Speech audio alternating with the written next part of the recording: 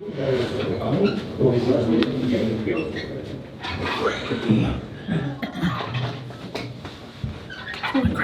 okay.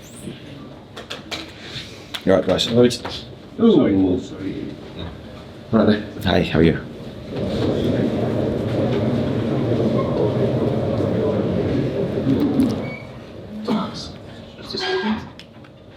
So we'll start with Nick. Eddie, you asked your players to step up and be brave. I feel you got that today. Yeah, I did. I thought it was a really good performance from us. In both halves, I thought we committed. We were brave, as you say. I think very difficult team to press high up the pitch, but I think we managed to find a way to get to them. Really, Anthony Gordon, I think, epitomised that spirit and that determination to be aggressive. I thought his work that he got through was really, really impressive. Big, long distance runs. I think he proved that he's getting back to his very best in terms of fitness levels. So I was really pleased with him, and then the team backed that up, and it's not easy to do, as I say, because they're so good at what they do. But I thought everyone, to a man, put in a really good shift today. Well, he always just told us how much he loves and admires you and how players go about it. Can you tell us a little bit more about that conversation at the end? You looked to be engrossed in a long, deep conversation. I just think Pep's really good for the English-British game. I really do. I think he's an innovator. I think he's very good at what he does. Arguably the best ever that we've seen here. And I think he's taken the game to another level, and that's why it's just so good for us all to go up against him and try and find solutions to problems. I thought it was a really good game today. I thought it was really interesting tactically. I thought that's our best display of the season, no doubt about that for me, with and without the ball. And probably the most competitive we've been against Manchester City as well. Even the 3-3 draw, I felt we had a little bit more control today than we had in that game. So, yeah, really good signs for us. The penalty, obviously, big moment in the game. The right call from you. Yeah, I mean, Anthony's done well to keep himself on side. It's a good team move. I think he's clipped, and going at that speed, that's all it takes to go down. Just on Sandro, Tonali and Kieran Trippier, was it always in your mind to bring them up? Were they coming off anyway? It looked like they both came off. The movement didn't appear great, but were they coming off anyway, and how are they? Yeah, I think that's how you want a player to exit the pitch, really. I mean, I think that's the difference between this week and last week. Both players had given everything. They couldn't give any more, and they had to come off. And I always say to the players, that's how I want you to play. Both players have had, obviously, different reasons, but broken pre-seasons. You can still see Sandro's got a little bit of fitness work to do to get to his best, so he comes off with cramp, and Kieran, we hope is cramp. We're not 100% sure at the moment. But really good displays from both players today. Thanks, Nick. Go to Damien, Luke, and Simon. Eddie, you talked there about the challenge you're going up against. When you as a coaching team draw a plan like that and it works or comes off, how satisfying is that? It's never. I never see it as coach against coach. I see it as players against players. So all you're trying to do is give the players the best chance to execute how they play against their opponent. If you get it wrong, it can be very, very difficult against Manchester City, because the level of play, their style of play is unforgiving. You make a mistake like we did for the first goal. I mean, we didn't do a lot wrong in that first half defensively. I think they had minimal chances, but the one time we just make a couple of bad decisions, they expose you. So there's still stuff for us to grow and learn from, and to try and get closer to them in every level. But they're such a long way ahead in terms of their style and their development. But I can't fault the players for what they've given today to try and execute that plan. And on another day, I think we could have won the game if things had swung slightly differently. So a lot to be positive about. Can I just ask you about Lewis Hall? He's still young, relatively inexperienced. When you see a performance like that, does that show why you've had so much faith? Yeah, really pleased with Lewis today, because that's a big challenge. He's up against not just his starting opponent, but then the substitutions and fresh players coming on, and he's fatigued late in the game. It's really interesting to see how he adapted to that battle. I thought defensively very good. His positioning, his understanding, because again, tactically today we did something slightly different with our back line, and he was pivotal to that. I thought he did really, really well. But also his composure on the ball. He's very, very good technically. I think we can get him involved in the final third more. So there's areas to still improve, but he's got a very bright future if he continues to develop like he is. Thanks, Darren. So, Luke? One of the things Pep said is that your team or Newcastle are impossible to contain for a whole 90 minutes. How do you react to that? I think, and not dismissing the comment, I think it's difficult to contain any team for 90 minutes because, Manchester City play their brand of football and they're only one mistake away with the ball from being counter-attacked. And that's why you've got huge admiration for how they play. But I do think we're a difficult team to contain because we do have pace, and pace is a key element when you're deep in your own half, like we were at times, especially towards the end of the game. And you've got to have good technical players to find a way out. And if you can, there's spaces to exploit. And, we did that with our goal. A goal is a great example of how we can hurt teams like Manchester City. But I felt we had a goal in us today. I felt there was opportunities, and really pleased with some of our interplay around the box first half. Just maybe we didn't get enough bodies in the box. I think you said you didn't like what you saw last weekend. The team didn't like what they delivered.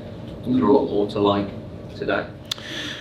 Yeah, and I think that's one of the beauties of this game. Hopefully you always get another chance to put something right and to leave a much better imprint of what you're about. Today we did do that. We leave the pitch not having won the game, but we leave with our heads held high and a much better representation of what we're about. Now the challenge for us is to find that consistently.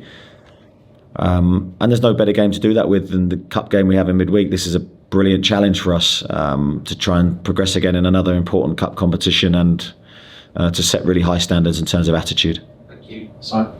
Eddie, Pep's been asked a load of questions about Rodri being missing, and it's almost the implication is they're drawn today because Rodri's not there, which I'm sure is not quite accurate from his perspective. But as an opposition coach, how hard is it to go against City when they're going to be at a high level, even though everybody else thinks they'll be affected by one player being missing? Yeah, I don't think we looked at the game like that. I mean, Rodri, yes, is pivotal to what they do, but we knew that they would reshuffle, potentially tactically do something different, and I think that was one of the challenges for us today, was to try and predict their starting lineup and their system. It's difficult to predict their system at the best of times, but it was even more difficult today without their number 6, who glues everything together. So we sort of had a couple of plans. But I think we all make too much of one player. We're missing 2 number 9s today, 2 centre halves. Very, very difficult to replace those players because they're all unique. But you have to find a way to still try and get results. Lots to get through. We'll get through as many as we can. Lee and then Craig. Eddie, can you give us a little bit more insight into how much you kind of suffered at the start of the week in terms of putting the players through, sort of looking back at the game at Fulham, and today was the ideal response. It's obviously paid off. Yeah, I think it was a different week than the one we expected, because we expected to play on Tuesday, and so we were all preparing for the game on Tuesday, on Monday morning, just before I'm due to come and speak to you, and then of course the game's called off. And I think I said in my press conference on Friday, it was probably a good thing for us because it gave us a chance to attack a clear training week and build our game plan for Manchester City from Monday, really. I think that's probably the most we've reviewed a game with the players. So I think they had a lot of time to digest the performance. But I think if we produce something, it's only right that we analyse it in the correct way with a view to, of course, producing a much better outcome. And obviously we've seen last week, but today you showed that you can go toe-to-toe with a Man City. Can this team be anything it wants to be, even without adding players to it in January?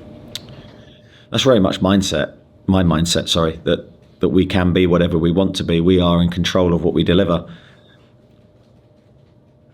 And there should be no obstacle on how we think internally. And we're all working towards that sort of aim, if that makes sense. Great, yes. Eddie, just quickly on Isak didn't make it today. Is there an update there? Will he feature Tuesday or beyond? he definitely won't feature on Tuesday. Let's see how he looks for Everton. Of course, there's an international period coming up after that, and he's an international player, so we see the implications of all that, but we'll make decisions during this week. We don't think we know it's not a serious injury, but it's a niggly one that is obviously preventing a key player playing for us. Jordan and then Danford. You'll have seen that Anthony Gordon pretty much flag display. How well timed was that from supporters? That was probably needed something typical to start the season.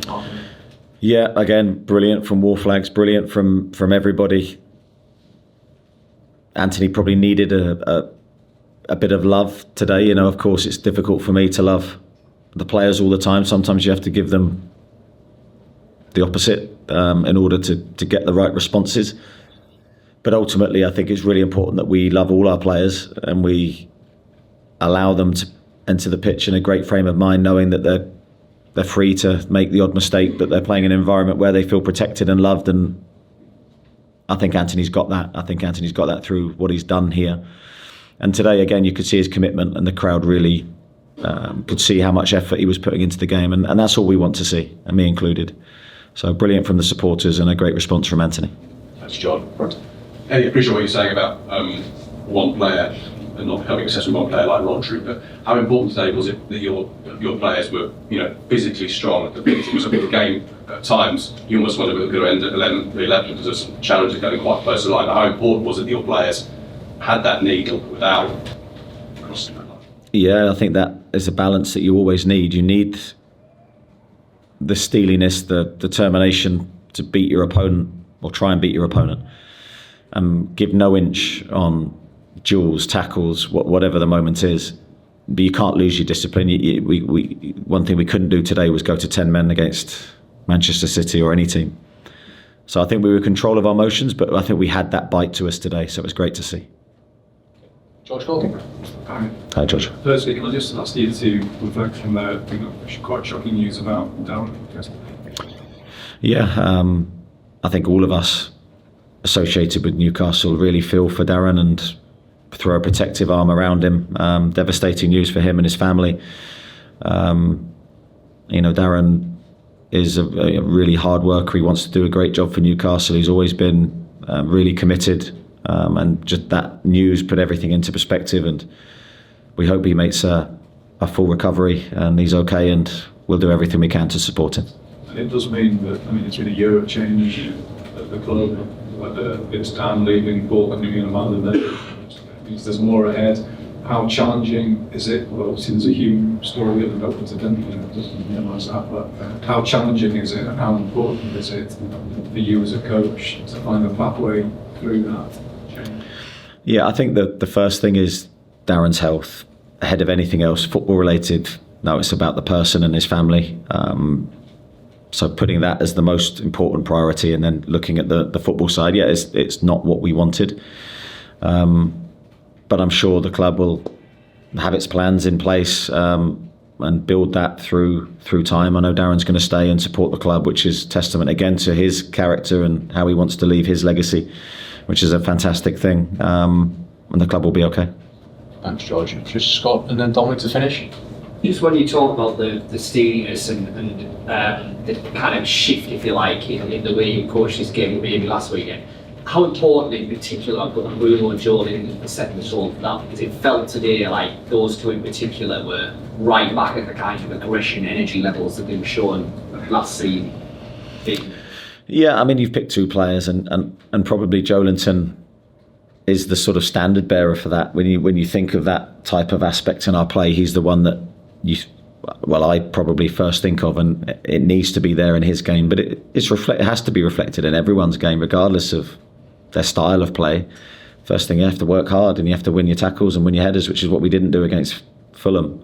We were too easy to play against. Today, I think Manchester City walk off and go, they're a team that have committed everything, and that's all we want, because then you add the ability to it and we're a match for anybody.